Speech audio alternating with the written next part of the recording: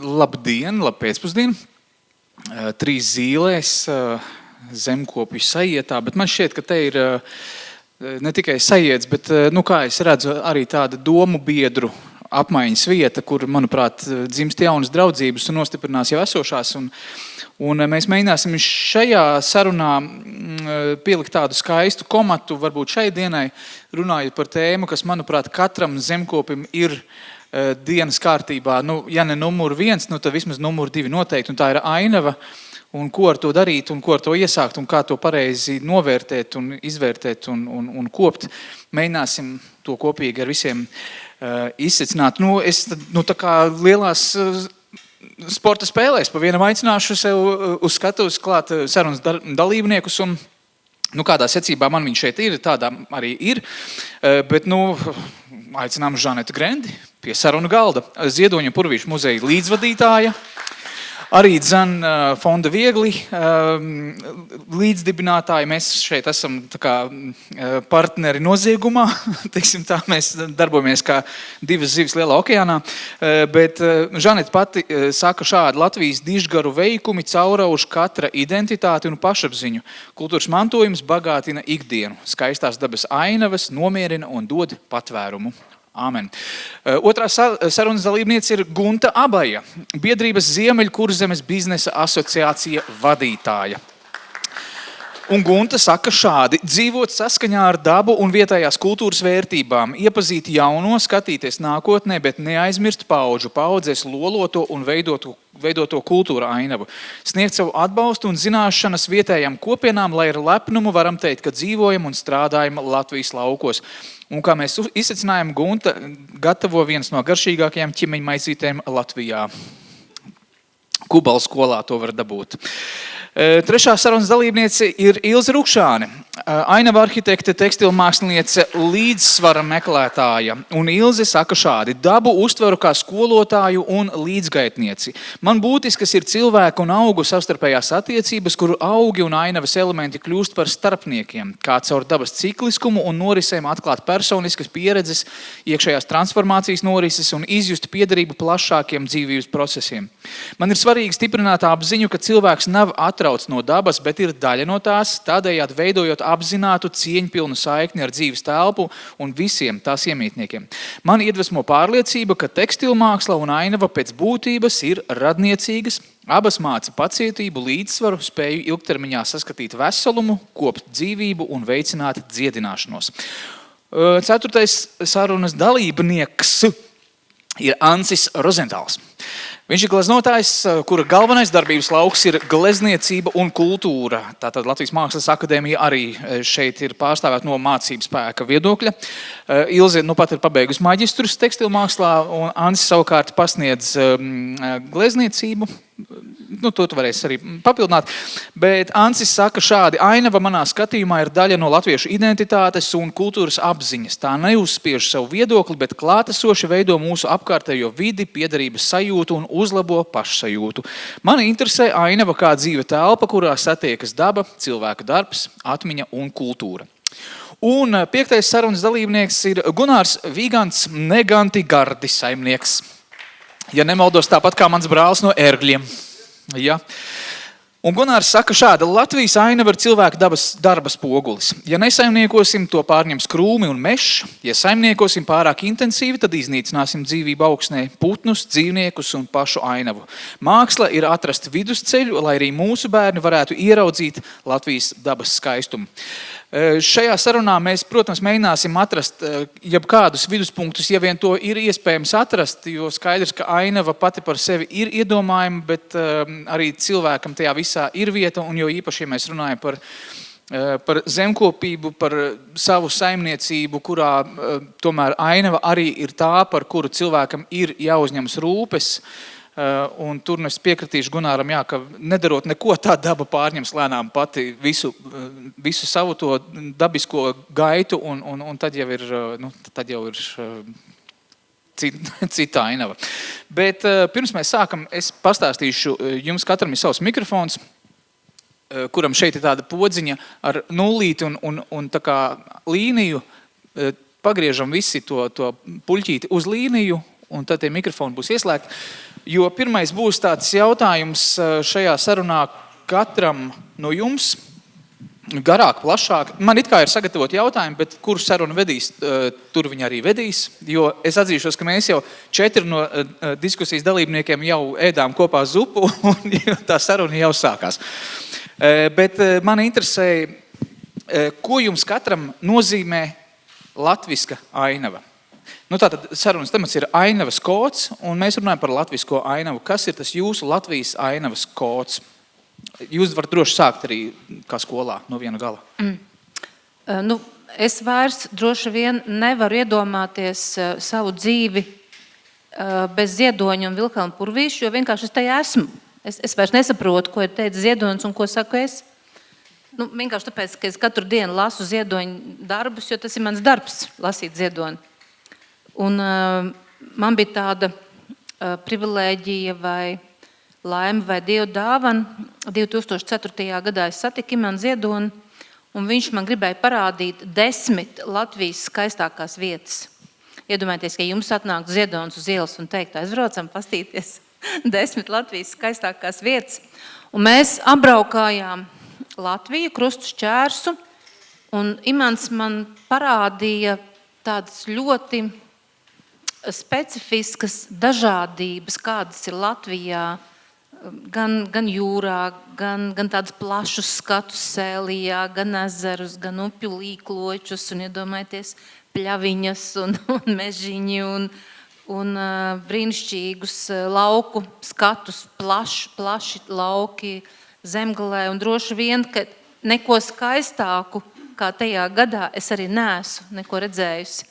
Un tagad, strādājot ar Vilhelmu Purvīti, mums nāk ļoti daudz dažādas arī vēstules ikdienā uz muzeju un fotogrāfijas, un visi sūta fotogrāfijas, ko viņi ir redzējuši skaistu dabu, un saka, tā kā Purvīts. Jums var droši vien tā, jūs ejat, ieraugat kaut ko skaistu, tā kā Purvīts. Un līdz ar to man tas Latvijas skaistums ir, kā Ziedonis saka, Latvija ir brīnums skaista zeme, bet skaistajiem jāpalīdz parādīties.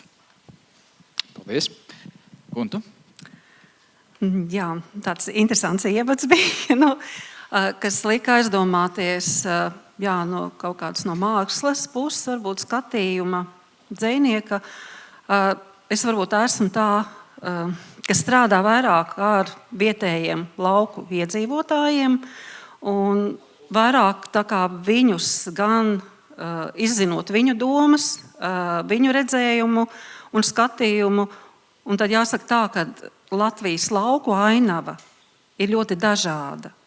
Un viņa ir varbūt katrai kopienai, katrai vietai ir sava ainavas burvība. Bet ainava arī, ja tā mēs skatāmies kā teiksim, projektiem, varbūt finansējumu piesaistēm, tad tā ir zaļā daba, tā ir zeme, tas ir reljefs, tas ir augi, kas veido to vidi, tie ir putni, tie ir tauriņi, viss kaut kas ir tā kā no dzīvās dabas. Un jautājums, ka kukaiņi un tauriņi, viņi jau dzīvo tāpēc, ka tā daba tur tādi, tie koki, konkrēti kurā vietā ir. Arī tās būves, tā mūsu kultūra vēstures ainava, tā arī ir ainava. Protams, te var teikt, padomu laiks un vēl tā, par kurām te iepriekš runāja. Jā, viņa arī, mēs sakam, tā ir degradēta ainava, bet viņa ir kaut kā, tad mums ir, kā lai saka, ko ar viņu darīt, ja? Ir jādomā. Un jāsaka tā, ka tie cilvēki, kas dzīvo laukos, ar kuriem esmu runājusi, viņiem ir ļoti, ļoti svarīgi šīs lietas. Viņiem ļoti svarīgi saglabāt tās skaistās dabas ainavas. Viņiem ir svarīgi, lai viņi skatoties uz to skaisto ainavu neredzētu tālumā vēja rotors milzīgi lielus, lai saglabātos, tiksim, kultūra vēsturiskās ēkas, kas pašlaik ir svarīgi, ir bijušās muižas ēkas, kur bijušas skolas, kas viņiem arī ir bijušas no paudzēm svarīgi. Skolas tagad slēdzās ļoti labi, ja tur atrod kā ir tā apdzīvots, lai būtu, tas ir ļoti, ļoti svarīgs, jo tas viss arī veido kopīgo izpratni par ainavu.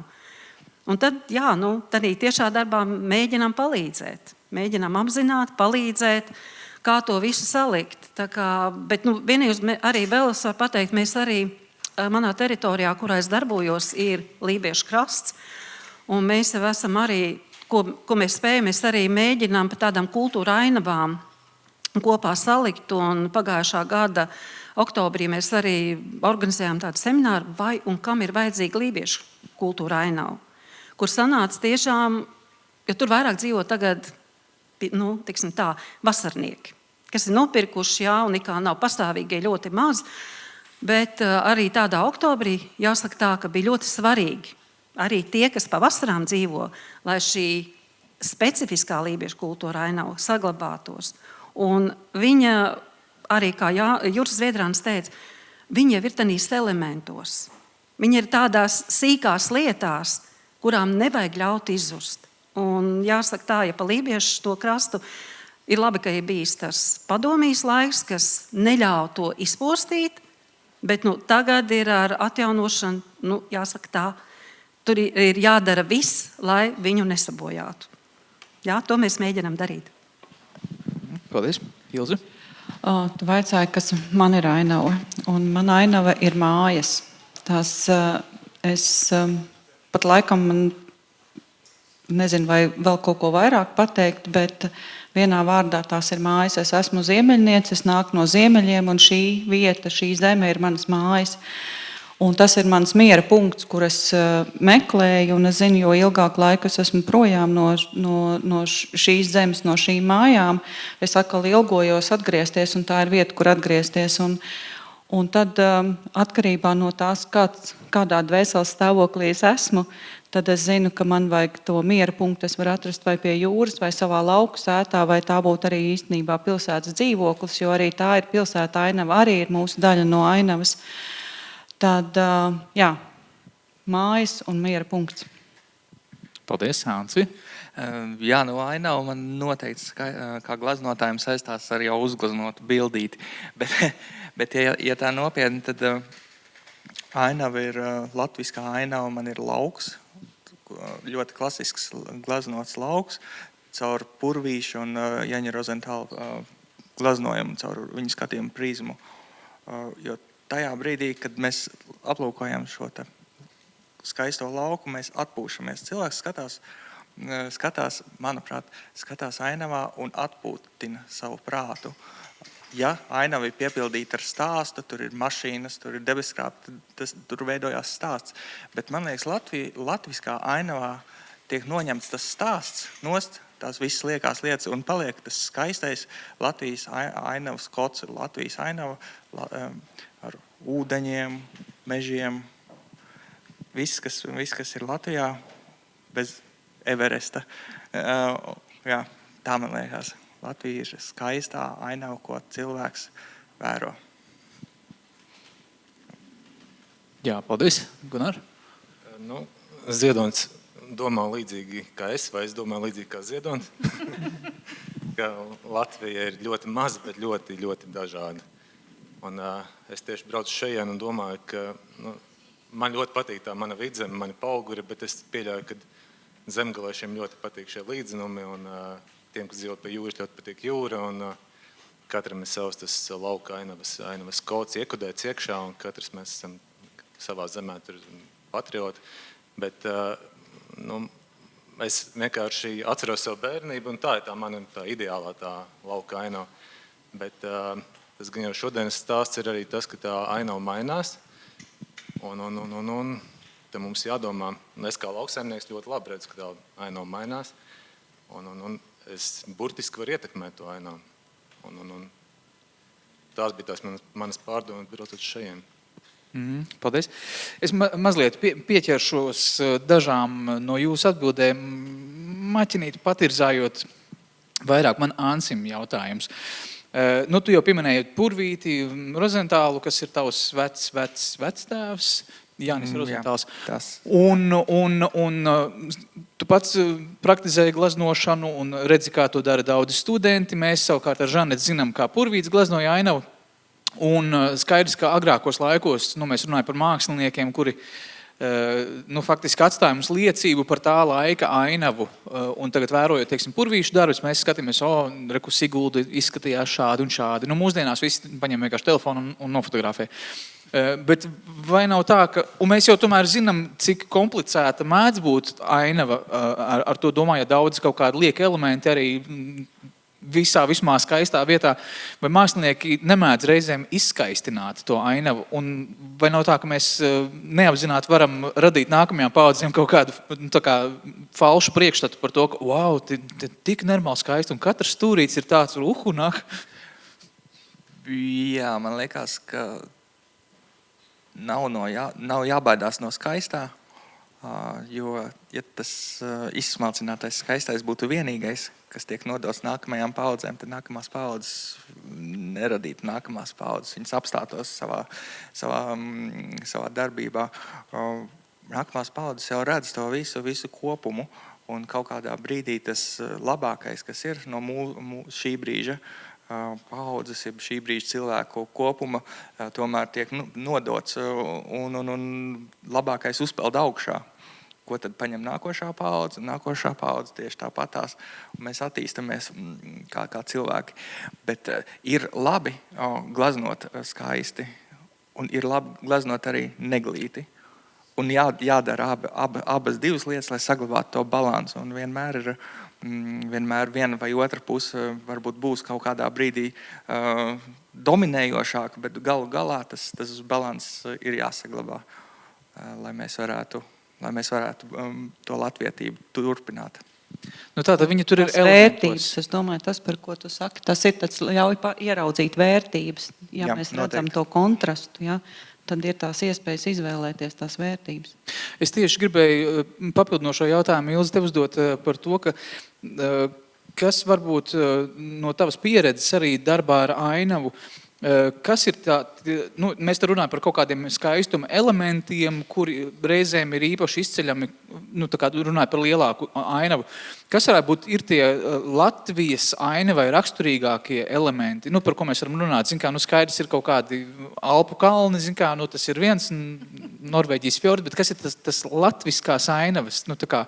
Ja mēs tagad katrs savā lielajā laukā ieraugam, lielu ozolu, lauka vidū skaidrs, ka mēs viņu necirtīsim nost. Tas nevienmēr ir skaidrs. Tā pieredze, diemžēl, ir tāda, arī alejas nocirtīsim, Jā, bet kas ir tas, ko mums nevajadzētu noteikti? Man šķiet, ka te jau Žanete ļoti labi pateica, ja prasīja, kas ir tā klasiskā ainava, tad patiešām tā sanāk, kad jebkurš, pat, manuprāt, mazi bērni jau saka, reku purvītis, un ka tā ir tā kā purvīša aina, un tajā pavasarī, kad visi sāk mosties, kad vēl it kā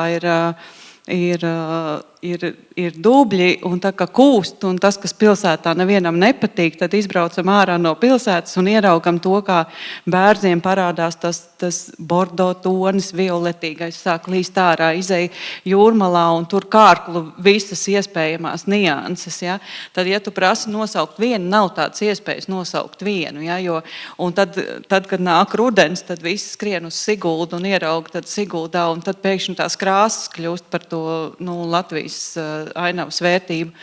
Es domāju, ka tieši tā daudzveidība un tas, ka mums ir gadalaiki, kurā vēl valstī mums ir tāda burvība kā 4 gadalaiki, un šis gads iepriekšējais, manuprāt, viņi vienkārši ģeniāli parādīja tādu ziemu.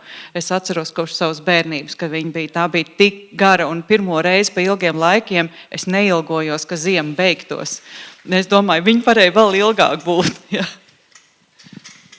Jūs atbildat tā, kā jūs būtu lasījuši manas jautājumus, jo bija kaut kāda zināma loģika, pie kuras mēģinu pieturēties, lai sarunu vestu uz kaut kādu loģisku iznākumu.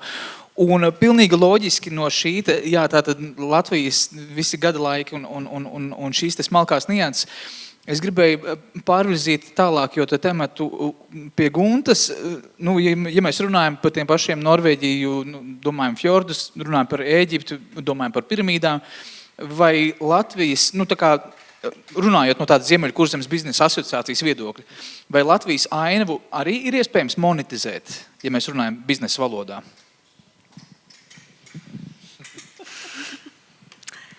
Arī ārzemnieki teiktu, tie Latvijas bērzi ir ar tiem bordo pumpuriņiem un galotnītēm, ir kaut kas. Ja jāsaka tā, par ko, mēs jau arī par to, ko mēs paši priecājamies, ja, tad viennozīmīgi, pat cik es arī tagad dzīvoju pie jūras, ja, Kolkā, tad mūsu smilšainās pludmales, ja, kas ir vienkārši mūsu jūras pludmale ar smiltīm, un arī, protams, arī tā taka, ja, ir jūras taka, iet tur, protams, arī nav, ir arī akmeņi, bet arī tā pludmale ir mainīga, ja, tāpat vai tūjas, tur ir klintis, kas ir, ja, tā ir mūsu jūra, pludmale, tā ir viennozīmīgi viens no tāda jau kā kods. Otra, mūsu Latvija ir ļoti zaļa. Ja, par to arī, cik mums iznāk arī ar sadarbības projektiem ar citām valstīm, tiešām ir priecājas par to, kad mums ir koki nav vienveidīgi. Ka mums ir gan lapu koki dažādi, gan mums ir skuju koki. Ja? Mums ir vienkārši ļoti liela daudzveidība. Ja? Un tas, ka mēs tiešām esam zaļi. 30 zaļās krāsas.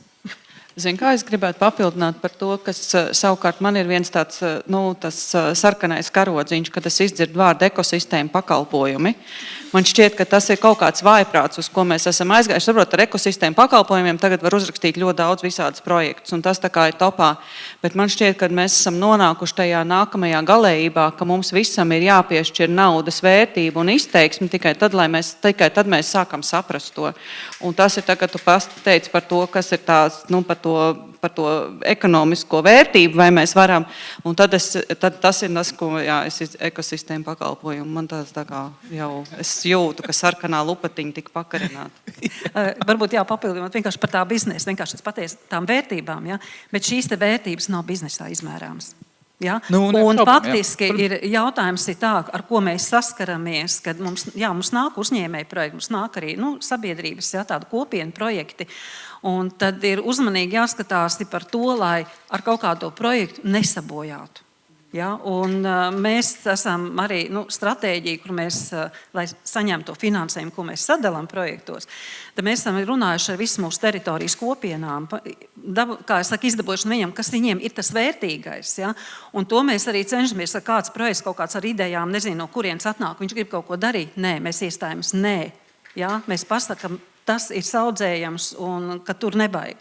Tāpēc arī mums bija sapatiem Lībiešu krastā, tur ļoti grib visi nākt un būvēt, tur likt tās mazās pelēkās sērkociņu kastītes, vai kā vietēji saka, tās melnās kapličas. Ja? Tad ir, mēs mēģinām pret to cīnīties, ja? Lai saglabātu to, kāda ir tā mūsu ainava. Ja? Tad tā kā mēs šādā veidā pret to biznesu cīnāmies arī, cik varam. Vai jūs zinājāt, ka Dižgars Krišjāns Valdemārs uzskatīja, ka Kolka ir Eiropas centrs? Jā. Viņš bija izmērījis, ka no tā punkta līdz tam punktam un no tā līdz šim, tad tieši Kolka ir Eiropas centrs, un man liekas, tas ir brīnišķīgs stāsts, un Kolka ir tik skaista, ir sevišķi no Slīteres bāks, tā ir viena no 10 Imants Ziedoņa mīļākajām vietām. Vienīgi tas, ka tagad tas, kas akmens bija, kur bija izmērīts, kur tas centrs, diemžēl pašlaik ir noskalots, tā vieta. Atskalos. Viņi ir jūrā, bet tā ir vienalga Latvijas teritorija, ja? Žane, tu jau sāki runāt par ainavām. Abi divi muzeji, tātad Ziedoņa muzejs, Purvīša muzejs. Abi galvenie varoņi, faktiski tā vai citādi, bet apdzied ainavu viens lielākoties vārdiski un arī dodot norādes, otrs glaznojot. Kā muzejs integrē stāstu par ainavu savā, teiksim, pieredzē, ko piedāvā muzeja apmeklētājiem? Tagad būs lekcija uz 3 stundām, ja? Jo muzejnieki tikus pie vārdu, jūs zināt, kāds ir, vai ne, klausītāji. Ir tāda varbūt divas idejas vai divi veidi, kā mēs to daram. Purvīša muzejs iespējams ir viens no retajiem īpašumiem, kas piederēja Vilhelma Purvīša dzimtai, kurš ir kultūras mantojums kā ainava. Ap māju 500 metru radiusā ir tā Purvīša ainava, kas ir tā kā kultūras mantojums. Un mēs jau sākām runāt par to, ja tu neko nedari, Tad mums ir 20 hektāru dabiskās pļavas un 60 hektāru meža. Tur visu laiku kaut kas ir jādara. Visiem, kam ir kaut kādi hektāri, es zinu, ka tu nevari sēdēt un brīnīties. Ja? Un arī, pieņemsim, mums šķiet, un tāds arī ir, jūs stāstat vai ne pa purvīšu bērziem, bet bērzi vispār begātri aug. Kaut kādā brīdī viņiem, tu tā kā domā tādu mazu vai ne, tādu tā kā bērzu birsteliņu, ja? Bet hops vienā brīdī jau tie bērzi ir izauguši un kaut kādā vietā ir jāsāk stādīt jaunu bērzu birsteliņu. Tas ir ainava, ir nemitīgs darbs, lai uzturētu to ainavu tādā kvalitātē, kā tas ir kā kultūras mantojums. Un otrs virziens ir pilnīgi dūls. Mēs kā Purvīšu muzejs aizstāvam ainavu tajā, manuprāt, haosā, kas notiek ar industriālajām vēja fermām. Mēs sakam, paklausieties, paklau. Ainava ir svarīga. Un tad attīstītāji saka, ko jūs runājat, kāda ainava? Taču ir svarīga enerģijas cena, vai ne? Mēs tagad ražosim elektrību visās ainavās, sacelsim 300 metru vēja turbīnas un būsim baigi bagātie. Man liekas, ka tā ir tāda varbūt sabiedrības diskusija, un mēs Purvīšu muzejs uzturam šo diskusiju, ka ir kaut kāds balanss, ir kaut kāda valstī pašai ir jāsaprot. Un tad es sāku lasīt likumus, jo man arī likumi patīk. Tātad mums ir konstitūcija, ko sauc par satversmi, un satversmes preambulā ir skaidri un gaiši uzrakstīts, ka Latvijai vērtība ir vide un daba. Vienkārši tā ir mūsu vērtība. Tas ir konstitūcija, tas ir neapspriežami.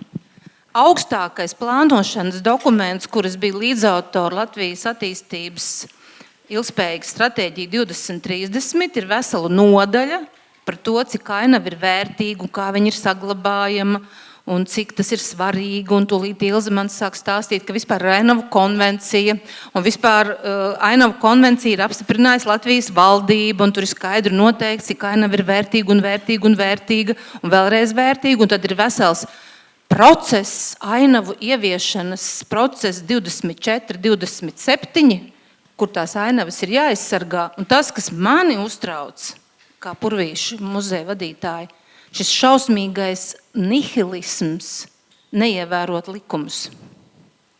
Vienkārši, es tagad visu noskaitu, kad augstākie likumi aizstāv ainavu, un tur pretī sēž kāds čals, kurš ir izdomājis nopelnīt 1 miljonu, un viņš saka, kāda ainava? Elektrība. Jā. Tam man ir jājautā, tam jau skaidrs, ka nav nekādas tādas viennozīmīgas atbildes, bet man ļoti patīk Gunāra aprakstā minētais, ka ja mēs neko nedarīsim, daba pārņems visu, bet ja mēs darīsim pārāk intensīvi, tad mēs varam to dabisko arī nogalināt. Cik tālu, ja mēs tagad pavisam ļoti šaujam pa augstiem plauktiem, cik tālu mēs varam vispār paši rīkojoties, ietekmēt ainavu.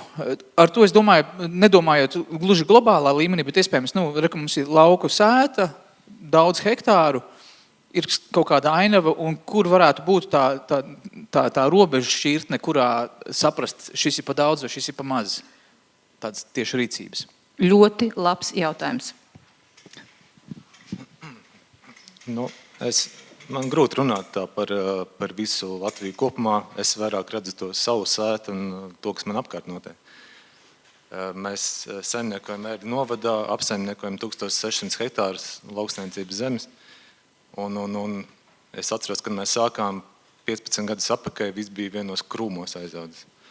Tā mēs jauni čaļi aizrāvāmies ar arkliem, mēs visu aparām un visus tos skaistos paugurus sākām ielabot, bet tā pašā laikā bioloģiskā daudzveidība mēs sākām bojāt. Paldies Dievam, es laicīgi iepazinos ar dabas fonda meitenēm. Viņas man parādīja, kas ir bioloģiskā daudzveidība, kas ir kukaiņi, kas ir putni, kas ir bioloģiski vērtīgs zālājs, cik daudz tur iekšā ir dzīvotnes. Un tajā brīdī man pieleca, ka varbūt man ērļu pauguros nevajag mēģināt izaudzēt intensīvās kultūras, kas ir jāaudzē zemgalē, bet tā vērtība, ko mēs sākām saglabāt, ir tieši tā bioloģiskā daudzveidība. Un tas ir tieši roku rokā arī ar ar šo te mūsu vēsturisko ainavu. Un šobrīd pilnīgi reāli ir tā, ka mēs rūpējamies par to, lai šīs te bioloģiski vērtīgās pļavas, kā biotops nepazustu. Pateikšu tādu faktu, ka nepilni 100 gadu atpakaļ Latvijā bija apmēram trešdaļa no platības bija dabīgie zālāji. Tādi vērtīgi zālāji, kuros bija kukainieši putniņi. Šobrīd mēs cīnāmies par 1%. Tā kā šis biotops ir izzūdošs.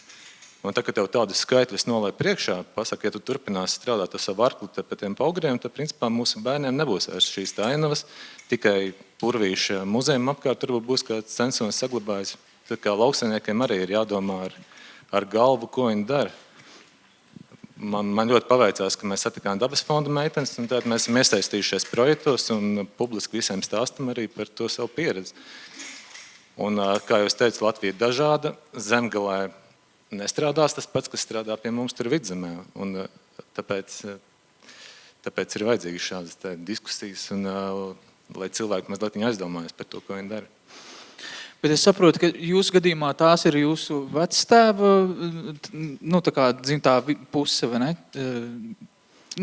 Es tur esmu ritīgs iezemietis, tas varbūt šis ir tas fons, kurā ir tā robežšķirtne, kurā tev ir jau tāda jau vēsturiska piesaiste tai ainavai konkrētajai, es tagad minu tā ļoti liela, bet ja tu pēkšņi ierastos vietā X, ar ko tev nav nekādas emocionālas saiknes, iespējams, ka arī tā citādāk mēs skatāmies uz ainavu vai uz kaut kādu to resursu, kas mums ir apkārt. Es par šito arī domāju, kad braucu uz šeit.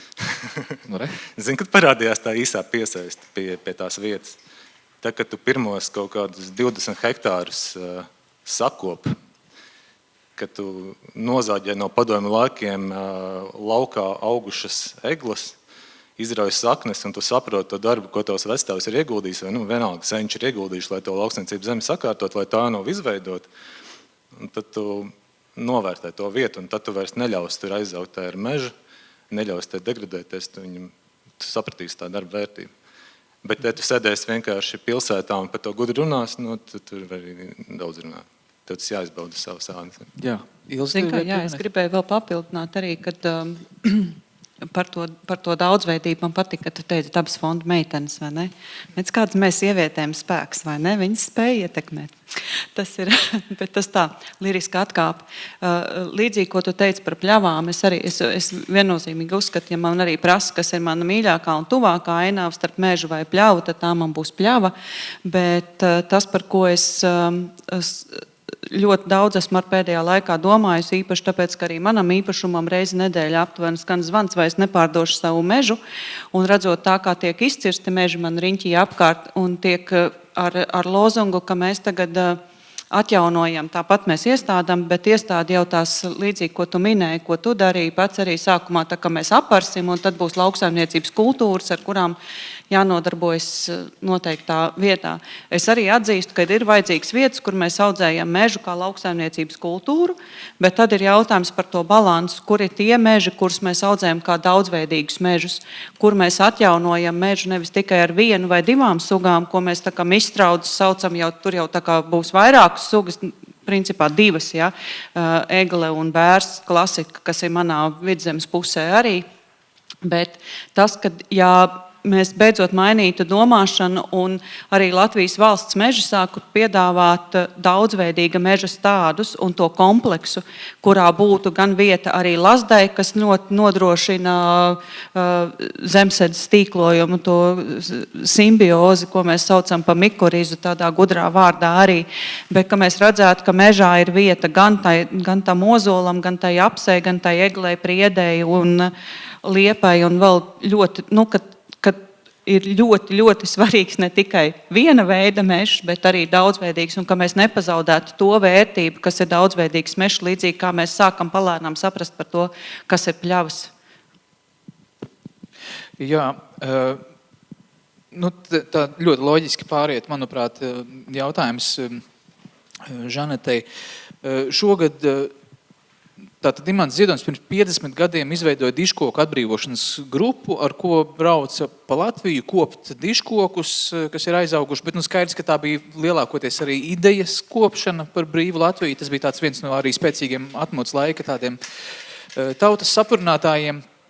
Un mēs jau šeit arī runājam par vērtībām, kas ir neatņemama sastāvdaļa, pat ja mēs runājam par ainavu, kas it kā ir šķietam vizuāls kods. Kas ir tās lietas, par kurām mums būtu jāiestājas šodien, ja mēs būtu dageri? Pirmām kārtām varbūt es mazliet aizvadīšu atpakaļ uz dižkoku atbrīvošanas grupu un varbūt kāpēc Imants Ziedonis izdomāja vispār kaut ko kopt. Protams, ka bija cilvēki Latvijā, Saliņkungs, Staņislavs Saliņš, kurš skaidri saprata, ka Latvija ir īpaša zeme ar tiem dižkokiem, ka mums viņi ir kaut kā izaug lielāki nekā citur, un ka tā ir vērtība, un ka tā ir kopšana, un ka viņi ir kopjami. Savukārt Imants Ziedonis uzskatīja, un ne tikai Imants Ziedonis, arī tikko noklausījos vienu ļoti interesantu lekciju Olā ar Imantu Lansmanu, kur viņš runā par latvisko kodu. Un viņš saka, ka mums faktiski būtu jāturās pie tādām divām lietām. Viens, jāatcerās, ka latvieši ir aristokrāti, jo mums ir 5 karaļi bijuši. Mēs par to ļoti bieži aizmirstam. Un jālas tautas dziesmas. Tātad Imants Ziedonis izlasīja ļoti lielu apjomu ar tautas dziesmām un secināja, ka tas latviskais kods vai tā latviskā darīšana ir kopšana. Mēs mīlam kopt, mums patīk skaisti, un dižkoku atbrīvošanas grupa turpinājās kā lauku sētu projekts, tātad sakopta lauku sēta. Un es atceros, pirms 10-15 gadiem, kopā ar tevi mēs bijām Brazīlijā, vienā pilsētā, ko ir dibinājuši latvieši, ar tādu dīvainu nosaukumu Nova Odesa, jo viņi kopā ar ebrejiem nodibināja šo pilsētu. Un pilsētas mērs teica runu šīs pilsētas 100-gades svinībās un teica, Nova Odesa no visām Brazīlijas pilsētām atšķiras ar to, ka šeit dzīvo 2000 latviešu un pilsēta ir sakopta. Ja, dienvednieki nav baigus kopšanu, bet te, un tāpat Janīna Kursīte varētu stāstīt par daudzajiem ciemiem Sibīrijā, kur atšķirās, te ir latviešu māja, tas ir mūsu kods, mēs vienkārši tādi esam, mums patīk kopt. Un līdz ar to tā kopšanas tradīcija, manuprāt, turpinās ar lielo talku, ar katru to. Izbraucat cauri Latvijas mazpilsētām, brīnišķīgi sakoptas pilsētas. Mēs tikko par tevi bijām purvīšu meklējumos Austrumvācijā. Mēs bijām pārsteigti, kā tā Austrumvācija izskatās. Nevienas puķes, ne vispār kaut kāds tad mūsu acīm nesakopta vide. Ja, un te es tikko biju, pēkšņi aizmirsu Rēzeknē, un braucām tālāk uz Malnavas tehnikumu, svinēja Malnavas tehnikumu 105 gadus, brīnišķīga sakopta vide. Un tā ir tā mūsu prasība. Es domāju, ka turpināt kopt un uzturēt to Ziedoņa skaisto vārdu skaisti. Ja, Imants Ziedonis teica, ka vispār viņa muzejs varētu būt tāds, ka cilvēks ierauga skaistu vietu, apsēžās un bauda to skaistumu, un tas ir Latvijas muzejs. Jā. Gunār, tu esi teicis, ka Latvijas ainava ir cilvēka darba spogulis. Tad komentārs no tavas varbūt pieredzes vai novērojumiem, vai mēs kā sabiedrība mākam strādāt? Dažādi. Tā Latvija ļoti dažāda ir. Bet tas kopējais iespējas paceļojot ir līdzīgi novēram, jā, ka mums ir ļoti skaisti, mēs esam rūpīgi un čakli, bet ja runājam atkal par manu lauciņu, par lauksaimniecību, par lielākām platībām, tad man tāda sajūta, ka mēs tā kā uzlabojam šo tendenci, mēs tā kā mācamies, jo padomju tie laiki, tie mums ir atstājuši sekas, un kā es teicu, ka es sāku, te viss bija vienos krūmos. Šobrīd jau ir tā, ka lauksaimniekiem parādās konkurence par lauksaimniecības zemi, līdz ar to arī tā latiņa uzceļās, tai sakoptajai zemē jābūt ir, tas liekas pašsaprotam, viņi paliek vairāk. Viens ir tas, vai mēs mākam tā lauksaimnieciski strādāt, otrs ir, vai mēs mākam no tās bioloģiskās daudzveidības pareizi strādāt. Tas ir atkal, tur mums daudz jāmācās. Bet tas droši vien arī stāsts ir arī vēl projām par to emocionālo pieslēgumu. Es gribēju Ansim palūgt vienu komentāru par to emocionālo fonu. Nu, domājot kategorijās mākslinieks, visticamāk viņš kaut ko saprot no emocijām, ja? un cilvēku emocijām. Kas varētu būt tas emocionālais fons, dēļ, kā mēs vispār tiecamies pēc dabiskā un autentiskā, ņemot vērā tiesa gan, ka statistiski mēs mēģinām spiesties ar vien iekšā vairāk vienā lielā čupā, lielajās pilsētās un asfalta kaudzē, bet tāpat vienmēr tie īstie Jāņi ir laukos, zin kā, un tā, tur, kur tomēr tie odi, koži un dunduri. Kas tur notiek? Mēs dzirdam kaut kādas senču balsis visu laiku.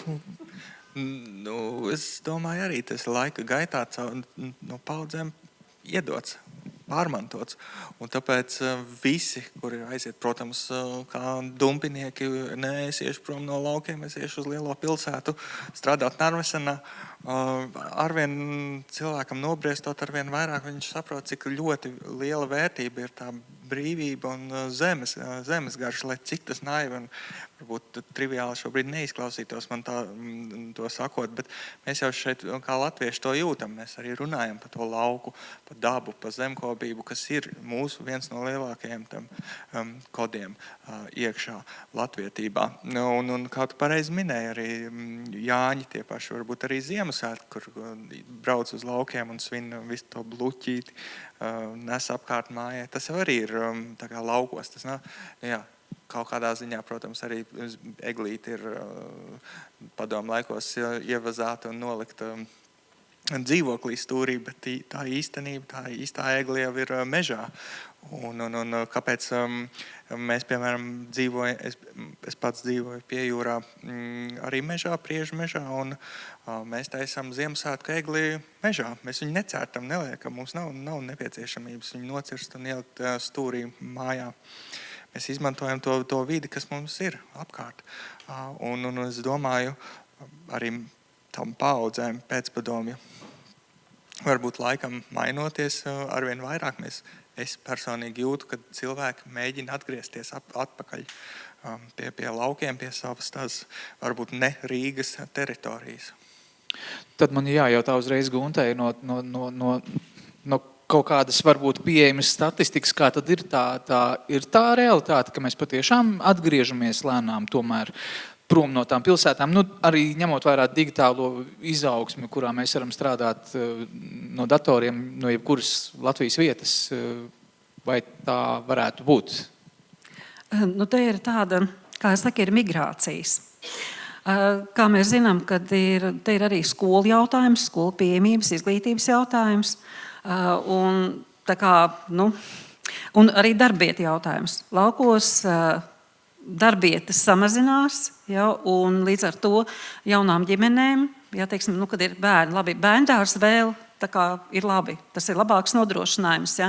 Bet tad, kad jāsāk iet skolā, tad domājot par to, lai bērniem būtu izglītība, tā kā pārceļās vairāk uz pilsētām, jo maziem bērniem labi, jā, laukos tad ir labi, jā, un tad aiziet. Un aiziet arī, savukārt, ja laukos varbūt, ja ir tā skola, bet pabeidz varbūt pamatskolu vai vidusskolu, ir aiziet tālāk mācīties. Un tie jaunie cilvēki aiziet no tās lauku vides.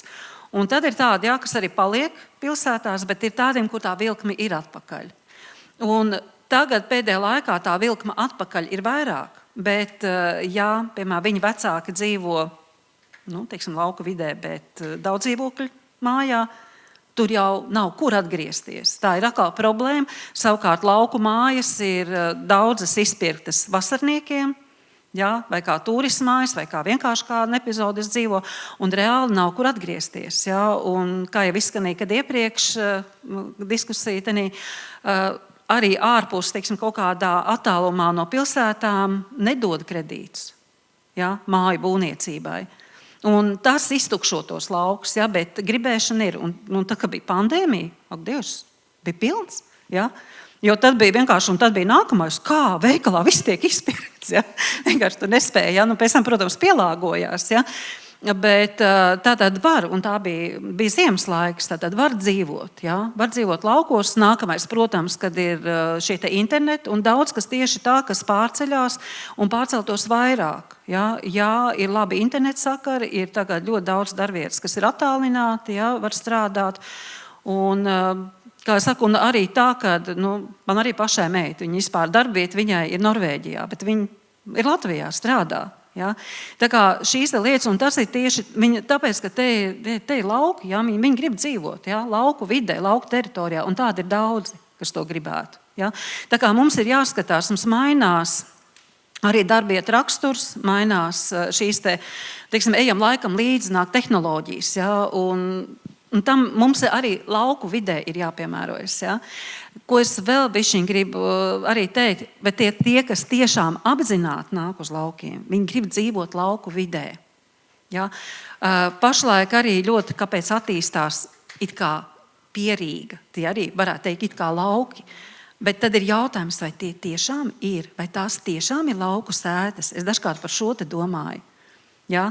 Tur ir tāds, teiksim, mājas, jā, viņas ir komfortablas, viss, robotiņi nopļauj to zālītīs, bet tur nav tā lauka ainava. Un dažkārt ir vienkārši tā sāpīgi redzēt, tāds arī, nopērk lauku māju, tiešām lauku vidē, bet viņš uztur tā kā to Pierīgas māju, un tā vairs nav. Tā nav lauku māja. Ja? Un tad, teiksim, ir kā Kaukas pusē, kur smilšainas augsnes, vai kur tur ir, un tad tāds arī tur ar robotiņu pļauj, un kā man tur zāle ir izdegusi? Nelaid viņu tik bieži, ja? Ļauj tai zālītei paaugt. Atstāja kaut kur arī varbūt garāku to. Ja? Te izpratni par to, kas ir ainavā. Ja? Ainavai jābūt daudzveidīgai. Ainavā ir šie dažādie tie elementi un nevajag visu nolaizīt. Es pilnīgi piekrītu, jo man uzreiz bija jau tā kā gatavs nākamais jautājums par to, ka šī digitālā paudze, es arī laikam sevi varu tur ieskaitīt, vai vispār mēs mākam kopt ainavu, tiec lauku mājā, es nezinu, man būtu divreiz jāpadomā, no kura galā vispār sākt. Un tad ir automātiski jautājums par ainavu arhitektūru. Kā vispār, jebkurš no mums ar to, es domāju, jebkurš, kuram pieder kaut kāds zemes pleķītes vai kaut kā tam līdzīgi, ir kaut kādi pamata elementi, no kuriem mēs varam sākt domāt par ainavas arhitektūru. Jo skaidrs, ka ir divreiz jāpadomā, vai to man cirst nost, vai to zāģēt nost, vai kā. Tas ir ļoti klasisks jautājums, ko man uzdod. Kas šobrīd ir modē? Ja? Apaļi apgriezt koki, ja? Ka bubuļi. Un tad tas, ko es saku, ka modē nevis šodien, bet visu laiku caur laikiem mūžīgi mūžos ir ekoloģija. Un tas ir pirmais pamats, un tas, ko jūs jau minējāt, es gribēju uzreiz teikt, ka tātad paskatīties un saprast, kas tad jums ir uz vietas, kas ir tā jūsu vērtība. Jo lai vai kā, piemēram, es dzīvoju tajā vidzemē ar to mālaino augsni, bet ticiet man, mana sapņa ainava ir mana bērnības Murjāņu vide, kur bija smilšainās pļāvas ar dzeltenajām madarām, ar mārsiliem, ar dzirkstelītēm, ar meža zemenēm un spradzenēm, un tā gaisīgā smilgu ainava ar dažām priedītēm pļavā, tas ir absolūti mans vispār mīļākais Gaujas malas biotops, un vēl tur bišķiņ kaut kur apiņu uzvijās tajā čūkslājā un tam līdzīgi. Tas, ko es gribētu. Un es atceros, kad kā teikt, dzīve ir tā, ka man savukārt tēvs ir iegādājies jau 80. gadu beigās ir īpašums, kas ir mālainā smagā augsnē. Tā ir absolūti man skaistākā ainava šobrīd, jo tā ir vieta, kur es vienkārši varu atslēgties no visiem cilvēkiem. Bet tur es aizmirstu, ka man būs manas dzeltenās madaras, ka būs mans mārsils, man ir mana mārsila, jo man vajag to tēju, man ir viens smilšains stūrīts, kur es viņu audzēju, kur viņš visu laiku aizaug tāpat ar gārsu un cīnos. Bet iemācīties to, ka saprast un novērtēt to vērtību, kas tev ir, un pielāgoties tai ekoloģijai, kas tev ir, un nemainīt to ekoloģiju. Un ja reiz neaug tā zāle, neaugs tajā smiltī tā zāle tāda, bet es reiz gadā aizbraucu pie savas draudzenes uz Pāvilostu, un tad tur es ieraugu tās, vai kā es dievinu tās pļavas, to pelēko kāpu, kas tur ir, un to smilšaini izdegušo, tas jau ir tā kā uz Pāvilostas tālais gals, ja? Un tad es vienkārši ievelku un braucot uz turieni, es apstājos Alsungā un ieraugu tās Alsungas, tās kurzemes, tai kurzemē raksturīgās, tās plikās pļavas. Un tad es, cik skaisti. Un tas ir, pirmais ir skatīties, vērot ekoloģiju. Pirmkārt, augsne, kāda tev ir, nemainīt to, kur ir gaisma, kur ir tumsa, kur ir saulīte, kur nav saulīte. Ja? Skatīties to, ko daba tev ir devusi uzreiz, un tad nevis iet pret dabu, bet iet kopā roku rokā ar dabu. Jā, Gunār, tu stāstīji par savu iešanu roku rokā ar dabu. Es jau palasīju kādā intervijā par jūsu stāstu par Cidonijām un tam līdzīgi. Dienas beigās, ja mēs tagad pieņemam, ka jūs savā saimniecībā esat nonākuši kaut kādā kompromisā ar dabu un ar ainavu, kas ir tas gandarījums, ko tu izjūti pēc tā smagā darba? Tas kaut kā vispār veidot šo tā teritorija, tas ir visticamāk diezgan ilgtermiņa projekts. Kas ir beigās tā sajūta, ko tu piedzīvo, ka tu saki, jā, šis man sanāca? Tā ir tā kā tāda saplūšana ar dabu? Jāstāsta visu saimniecību kopumā. Ja? Man ir platība jāatvēl daļa lauksaimnieciskai ražošanai. Un tad, kā es saku, tad viena daļa no tā, apmēram kaut kādus 30%, es atvēlu tā kā bioloģiskās daudzveidības ražošanai. Un tas gandarījums, tas ir jāizjūt. Piemēram, mēs ar meitu sējām to zvaguļu sēkliņu, un pēc tam pēc 2 gadiem mēs ejam un skatāmies, ka tas zvaguls tur zied, un ka viņš tur ir. Tas ir tāds gandarījums, ko tu nevari pēc 2 gadiem? Pēc 2 gadiem, ja paveicās ar laikapstākļiem, jā. Un pašam man bija vienkārši steigā pa pļavu un redzēja, ka no manas pļavas paceļās melnais stārķis. Man neko vairāk nevajag. Tas ir tāds milzīgs gandarījums, ka es daru kaut ko pareizi dabai, ka stārķim melnajam tur ir dzīvot, un cik es saprotu, viņš šur tur nedzīvo. Tas nozīmē, ka un tajā pašā laikā tajā teritorijā ganās mani dzīvnieki. Tā kā nav tā, ka es tur tikai parku rezervātājs, tur es arī mēģinu saimniekot. Un man lielāku gandarījumu nevajag par to. Brīnišķīgi. Skaidrs, ka rīkoties ir jārīkojas uzmanīgi un piesardzīgi un mēģinot atrast kaut kādu šo viduspunktu starp to, kurā mēs palīdzam dabai, kurā daba palīdz īstenot mūsu ieceres kaut kādas. Varbūt katru no jums tāds ļoti īsts tāds, kur mēs esam šī brīža Latvijā, tajā viduspunktā, mēs kā sabiedrība kopumā ejam pret vai par dabu pēc jūsu novērojumiem?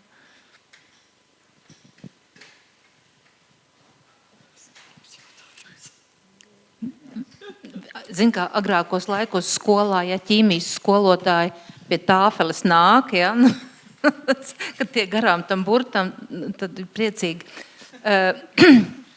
Tad es esmu beig drosmīgā. Es uzreiz arī ķeros pie... vienkārši kontekstam. Es atceros arī padomi laikus, kurā mēs nevarējām īsti runāt par ainavu aizsardzību, man liekas, vispār.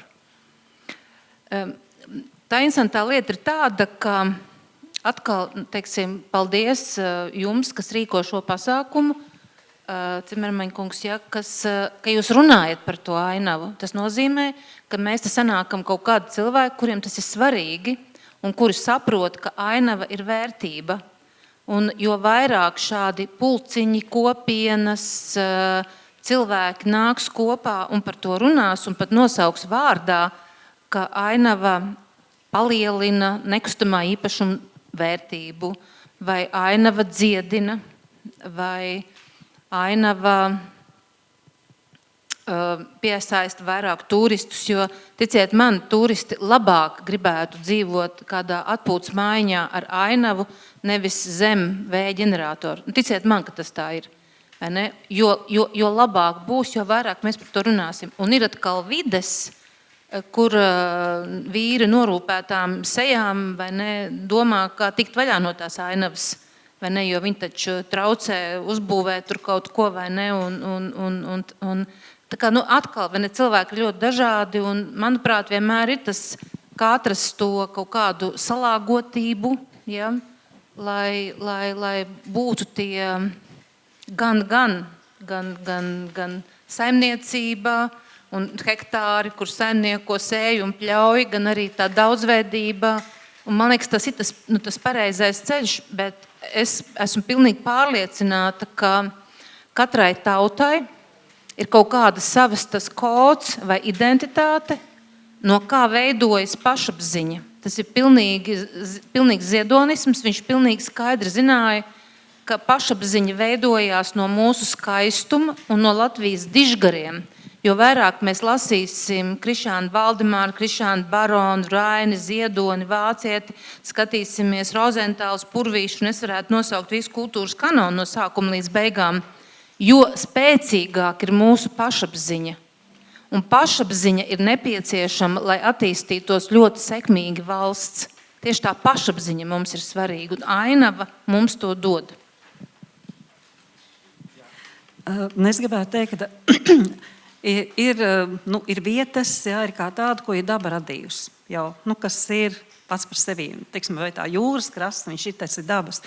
Bet, ja mēs runājam par lauku vidi, tad šo ainavu veido cilvēks. Viņš uztur. Ja, ko ir daba radījis, viņš palīdz, viņš uztur. Un kā piemēram var teikt, ir Slīteres Nacionālais parks, kur bija arī, protams, šī aizliegtā zona, kur cilvēki atstāja un ciemi aizauga. Ja, un tagad tiek darīts viss, lai šīs aizaugušās platības atkoptu, jo tur vairs nav šo pie jūras dabīgo pļavu, ir pārāk daudz visa kā. Ja? Un arī, kā es saku, viss tās vigu pļavas un kā tādu, un tagad tiek guldīta nauda, lai sakoptu šo, atgriezt atpakaļ. Ja? Jo bija arī tāds, tie ir valstisks, viss neko nedrīkst darīt. Ja? Un tagad iet pretēji. Tātad tas cilvēks ir vajadzīgs laukos. Ir vajadzīgs zinošs, gudrs, domājošs cilvēks. Un mums ir vajadzīga zinoša, gudra sabiedrība. Un tas ir tas, ko mēs arī ar savu mēģinām, ko mēs varam izdarīt. Mēs mēģinām piesaistīt cilvēkus, kas stāsta, lai vietējos pulcinātu kopā kopienas, lai viņi izprastu savus arī vērtības. Jo ir daži indivīdi, kam tas ir vērtība, bet citi, varbūt es darīšu, kā man vieglāk. Ja? Varbūt tur man kāds maksās vairāk, es tur to, ja? Bet mums šī sabiedrība ir jāizglīto. Ja? Un tas ir jādara, iespējami vairāk kopā jādara. Mums par to ir jārunā, jo tā ir mūsu Latvija, tā ir mūsu ainava. Un mums nevajag citas, ja? Mums vajag saglabāt, un arī tas mantojums no paaudzes. Ja? Ir jāstāsta, jārāda bērniem, mazbērniem, ir jārunā par to. Kopā ar viņiem ir jādara, jākop teritorijas. Tad viņi zinās pēc tam arī, kā to darīt. Zin kā, tas, ko es varu pateikt, ko es no savas pieredzes redzu, es redzu tās abas divas puses. Es redzu to pusi, to skaisto pusi, kur mēs patiešām kļūstam arvien apzinātāk un arvien vairāk novērtējam un redzam, teiksim, patiešām runājot tieši saistībā ar pļavām, ar pļavu kā vērtību, ka tas ir tas, kur mēs palēnām tā kā augam. Es redzu to otru pusi, ko jau es minēju, ja to reizi nedēļā zvanu, vai tu nepārdod savu mežu un pie tam man boreālo mežu, ja? Tā kā, kur redzu, ka tur ir vislielākā tā koksnes vērtība. Tad man tā sapratne ir, es pat gribētu teikt, ka man mētājās no vienas galējības otrā. Tātad tas nozīmē, ka mūsos kaut kur tas līdzsvars ir izzudis un ka mums šobrīd būtu ļoti svarīgi meklēt un atrast to līdzsvaru punktu. Bet to līdzsvaru punktu, es domāju, ka mēs varam atrast tad, ja mēs esam izglītota sabiedrība. Un ļoti, ļoti svarīga un būtiska ir tieši kultūras un mākslas izglītība jau no bērnu kājas. Jo ja mūsos nebūs, un manuprāt, māksla un kultūra ir tā, kas mūs var mainīt un pacelt un stiprināt kā sabiedrību un stiprināt to mūsu pašapziņu, ko Žaneta minēja. Tā kā es esmu par to, ka vedam bērnus uz izstādēm, rādam kultūru, un lai kultūra un māksla ienāk ne tikai lielpilsētā, bet arī laukos, un ka mēs to pamanam, un vairāk mums vajag gan pedvāles, gan savvaļas, un visāds, un purvīšus, jā, un ziedoņus. Tā kā tas ir tas, kur mēs varam, un es pat gribētu teikt, ka laukos to attīstīt ir daudz vieglāk, jo tur ir cilvēki daudz pretimnošāki. Viņi ir daudz vienkāršāki, bet nevis vienkārši, bet viņi ir vienkāršāki savā pretimnākšanā, viņi ir atvērtāki pasaulē, kā, jāsaka, ka Rīga ir diezgan skarba nospiedoša tādā ziņā. Ja, tur daudz grūtāk ir dabūt un izsist kaut ko cauri, kā laukos, un jūs saņemsiet daudz vairāk pateicības un skaistu vārdus tieši laukos, jo, jā. Jā, Mēs visi meklējam taču to mīlestību, un tā mīlestība nāk no tiem lauku cilvēkiem. Nu, ja? Tieši tā.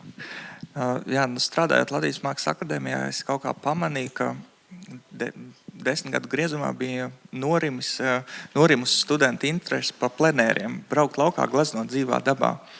Un pēdējos 2-3 gadus studenti mums paši nāk pie pasniedzējiem prasa, kad būs plenērs un kur mēs brauksim.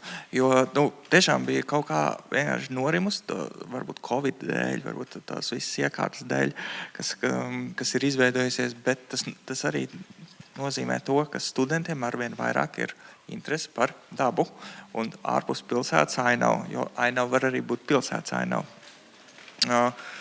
Man būtu, piemēram, ļoti interesanti šobrīd aizceļot nākotnē un apstīties, vai gleznotāju izstādēs parādās ainavās vēja ģeneratori. Jo es ļoti ceru, ka nē, bet personīgi, bet tas fakts, ka ir cīņa pret šiem te vēja ģeneratoriem, arī norāda uz to, ka latvieši ir izglītoti un viņi saprot un viņi vēlās uzturēt to savu apkārtējo vidi tīru bez kaut kādiem ventilatoriem, kas griežās un bojā to mūsu skatu un apkārtējo vidi. Vediet to studentus pie mums uz plenēru. Zinu, kā es arī gribēju pateikt, īstenībā tā ir arī interesanti. Tas, ko tu tagad pieminēji par to ainavu, ne tikai vēja ģeneratoru, bet saules baterijas. Man ir gadījies tā, ka es sēžu pēdējos gadus Jelgavas universitātē, viņai šausmīgi sarežģīts nosaukums, tagad ir, es neatceros viņu, bet es ainavu arhitektiem maģistra aizstāvēšanas komisijā. Un pirms 2 gadiem bija par vēja ģeneratoru ainavu pētījums, ja, un tad šajā gadā viņi aizstāvēja vienu kā reiz sakarā ar tieši Tukuma un šo Talsu apkaimes to milzīgo saules parku ietekmē. Viena meitene bija veikusi pētījumu par to, kā būtu jāveido šādi parki un kas kā nevajadzētu veidot šādus parkus un kas ir tas, par dažādām ietekmēm uz ainavu tieši šīm. Tā kā jauniešiem ir, un viņi pamana to kā izaicinājumu, ar kuru, kas ir kā mūsdienu, tas man likās ļoti, jā. Tas nozīmē, ka viss ir labi. Tiek vērsta uzmanība jauniešu vidū arī uz šīm problēmu jautājumiem. Viņi nesamierinās tikai ar to, jā. Domājot par to, kur mēs tagad esam ar ainavas lietām, man nāk prātā analoģija ar aizmuka no laukiem, jaunāks. Kā visi bērni no laukiem grib aizmukt projām, un es sāku strādāt celtniecībā, un es atceros, tad bija tāds eiro remonta bums. Visiem vajadzēja reģipšu sienas, visur vajadzēja būt visiem leņķiem taisniem, špakteļi, tur viss bija. Plastmasas logi. Jā.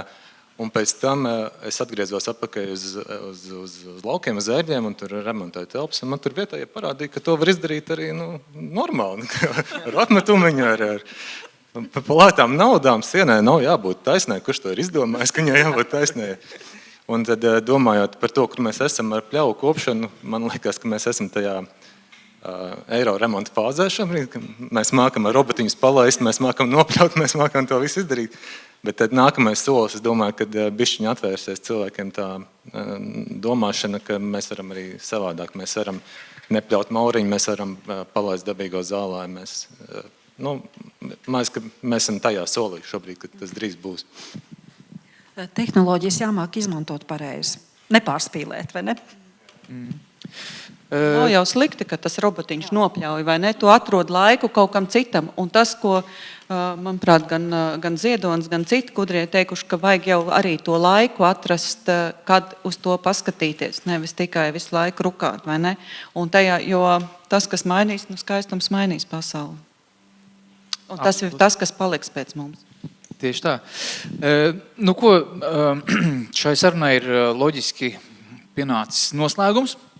Paldies jums par sarunu, paldies par klausīšanos. Un, atcerēsimies visi mūsu pašu rokās, kuram tās iespējas ir vairāk vai mazāk, bet, manuprāt, ainavas kopšana ir arī ne tikai ainavas kopšana, bet arī sevis kopšana.